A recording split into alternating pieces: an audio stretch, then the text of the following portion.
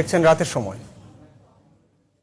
বাংলাদেশে এই প্রথম সর্বাধুনিক DHR প্রযুক্তিতে সর্বোচ্চ ভূমিকম্প সহনীয় স্টিল বার তৈরি করেছে রানী রোলিং মিলস লিমিটেড।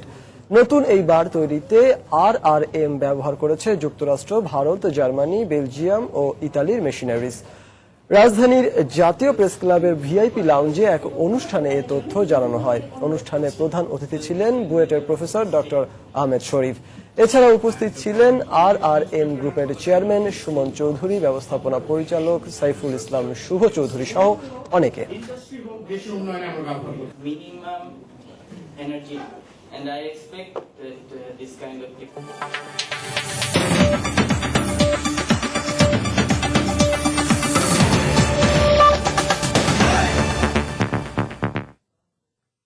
টনি আবটকে সরিয়ে অস্ট্রেলিয়ার